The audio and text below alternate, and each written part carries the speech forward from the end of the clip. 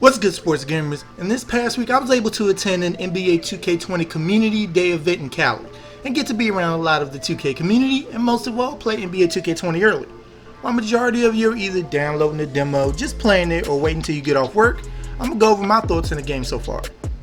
My very first game, I wanted to see what the women were looking like and did a Sparks vs Seattle Storm matchup. And honestly, the first thing I immediately noticed is the commentary for a first year trial of the mode is pretty good.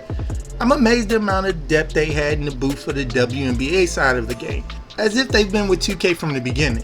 They mentioned in the blog previously that they put their all in this and it shows. Playing the Hall of Fame initially, Sue Bird was constantly getting the ball stolen as I was trying to style on the defender with the new way of dribbling while standing in place, which is good. The more I did it, the more she started to bobble the ball and ultimately get it stolen. But I was getting some separation with the in and out moves though throughout the day, so that could be something. Playing with the Rockies, Austin Rivers was destroying dudes with this. Funny enough, the only guys I was able to consistently beat defenders off the dribble with were James Harden, Kyrie, and Austin Rivers. Back to the WNBA game, Breanna Stewart was beasting, but it definitely was obvious to me from the start, 2K gives you no breaks if you're not as close to greening the shot as possible from mid-range or deep, because I missed the majority of my shots from long range early on. And the shot meter definitely is going to take some time for me to get used to. I had it under my players' feet with the little splash animation. But despite my bricks, the responsiveness of players shooting off the catch is greatly improved. There's no delay or anything. It respects the fact that the player is moving and him catching it and transitioning into a shot is very beautiful looking. Random, but there was a moment where there was a loose ball and one player dives on it, misses it. Another player dives on it, gets the ball, then loses it and it rolls out of bounds. That was fun and frustrating to see because the computer ended up getting the possession. Quickly, I'll shout out the presentation this year though. It has a bit of a TNT feel, which I like. And the intro scenes are tight now. I've seen all the Sixers players coming into the arena in suits one game. Even Mike Scott.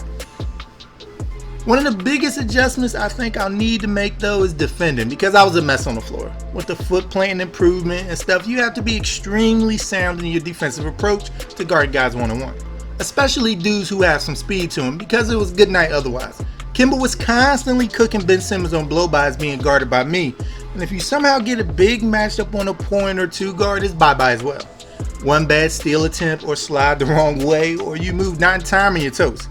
The computer caught me with how fast they were exploding out of the triple threat a few times and got easy buckets because I didn't move. I use the new play action buttons a lot and I like that addition as well. They have screen off ball, give and go and stuff like that you can quickly choose to perform, and I will definitely be utilizing this heavy. I wanted to test out the new gather feature as well, but it ended up just being a jumbled mess whenever I did it. Durant would start a gather on the right, then finish on the left in traffic, but there's definitely something there with this. Kyrie looked a lot prettier doing it than whenever I tried it with Durant, I'll just say that. And despite me getting blown out in 1.5 games, I like how the computer played in general. They were using a lot more moves at their disposal and being a lot smart with the ball as well. They were doing stuff like jabs and spins the other way out of the triple threat way more often. I also like how they act in the pick and roll on offense. The interaction between the screen guy, myself, and the screener was cooking me whenever I played a Rockets vs Lakers game. They had Davis doing all kinds of stuff, which is fun. I hedged hard on the ball handler and he was super quick to get it out of his hands. And if I didn't defend the pick and roll properly, it was automatic buckets as well. Few other quick thoughts. I'm not a fan of being able to see greens under the players. It appears mostly on layups though, but it's definitely going to have to take some time to get used to.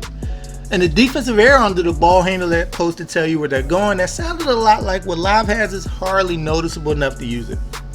But anyways, I played about 5 games and I'll just say the one-on-one user versus user experience is going to be something with these new changes, man. But I love what I saw. And let me know in the comments down below your thoughts on the game after you have played the demo. And make sure to subscribe here to Sports Gamers Online for more NBA 2K20 content. So make sure to subscribe to the channel if you haven't. And once you're with us, hit that bell icon at the bottom so you don't miss anything we put out. I'm Chris. Thank y'all for watching and be good, y'all.